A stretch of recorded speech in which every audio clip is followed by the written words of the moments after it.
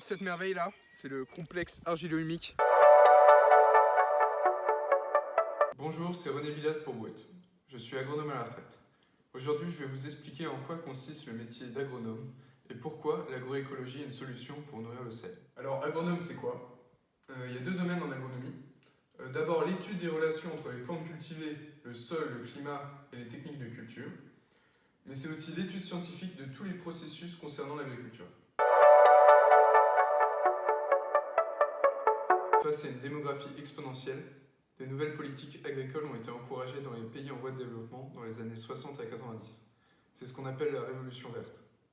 Les agronomes encourageaient alors la spécialisation des fermes, la sélection d'espèces à haut rendement et l'utilisation intensive d'engrais.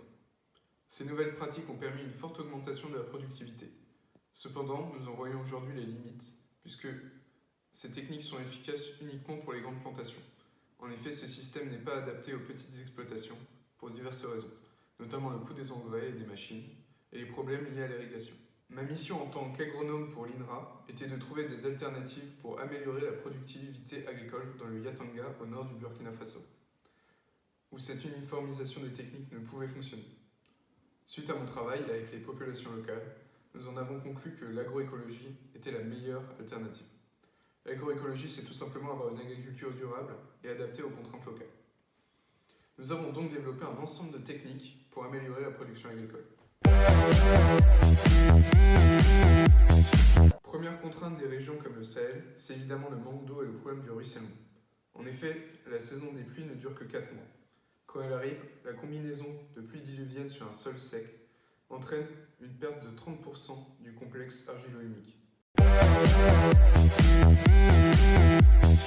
Donc cette technique agricole s'appelle le zaï, c'est une technique paysanne de semis. Et donc elle consiste à faire comme ça des trous espacés d'environ 50 cm pour limiter au maximum le ruissellement. En fait, quand l'eau va se déverser dans le trou, et ensuite les paysans ont l'habitude de planter un ensemble de semis dedans. Donc par exemple ici. Hop. Et donc ça c'est vraiment ce qu'il faut préserver dans le Sahel. Donc, cette merveille là, c'est le complexe argilo-humique. C'est vraiment le saint graal de l'agronomiste, la réunion des minéraux avec le vivant. Et en fait, ça a des propriétés remarquables.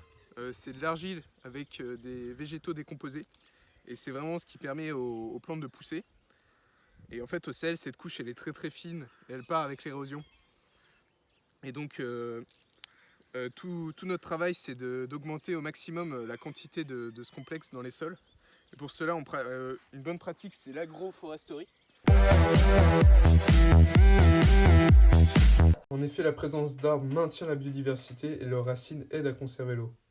Enfin, dernière propriété remarquable du complexe argilo-humique, c'est sa capacité à stocker le CO2 par la décomposition des végétaux.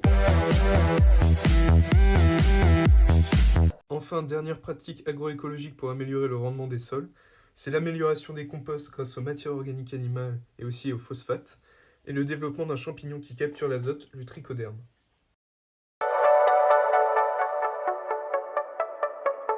Ces améliorations agricoles sont nécessaires non seulement pour nourrir une population qui va tripler d'ici 2050 pour atteindre 160 millions, mais aussi permettre de financer l'éducation des enfants, en particulier des filles.